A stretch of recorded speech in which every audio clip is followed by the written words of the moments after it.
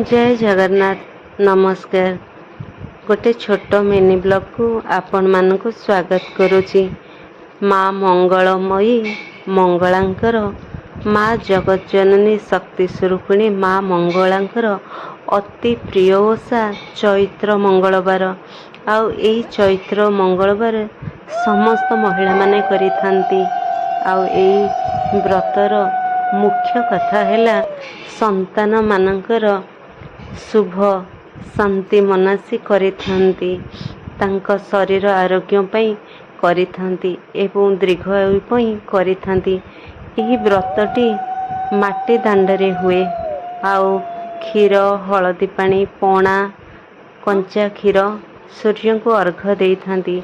माँ मंगलांकर बही पढ़ा जाए। माँ मंगलांकर एही व्रतटी संतान मानक पई माँ माने करिथांती। समस्त नारी माने एकत्रित होई दांडरे बसी बही पड़ी दीप धूप चंदन नैवेद्य रे संपूर्ण करिथांती। चलंतु पूरा वीडियो टिके आपण कंटिन्यू करंतु। एई चैत्र मंगलवारटी मासरे 5 पाଳି पड़ी थाए। बड़ कथा हैला लाल मंदार रे सजेई दियंती एवं विभिन्न प्रकार फूल देइथांती। अति प्रिय सूर्यंकर लाल मंदार, माँकर अति प्रिय लाली मंदार। एमिति अनेक धूप दीप चंदन सिंदूर रे सजेई देइथांती दांड मझिरे। आउ महिला माने घेरिकिरी बसी जांती बही पढ़ंती एवं सूर्यंक सामना को बसी थांती। संपूर्ण व्रतटी को संपूर्ण करिथांती। माँकर पूजा अर्चना धूप दीपरे। केवल एई पूजाटी संतान मानक पई हेई थाए। तांकर दीर्घ आयु शत्रु भय सुस्थ शरीरर कामना करी एई व्रतटी की रखि थांती। जदि आपण मानकु मोर एई भिडियोटी भल लागि थाए निश्चित भाबरे गोटे लाइक करिवे। बहुत दिनरु इच्छा थिला आपनको चैत्र मंगलवार गोटे भिडियो दबा पई। जदि आपनको एई भिडियोटी छुई थिबो निश्चित भाबरे मु खुशी हेबी। पुणी जदि मौका मिले आउ गोटे चैत्र मंगलवार भिडियो नहीं आसबि। से पर्यंत मते विदाय दियंतु। रहुची।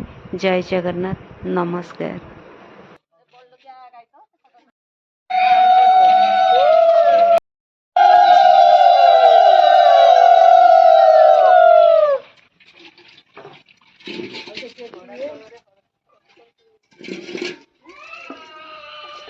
दीपटा लगे दउन आ जही टिके एटा तापी ये सिंदर साड़ी थई दियो पानी आळंदी आळंदी रोई काटी दीप तो बना हो गया।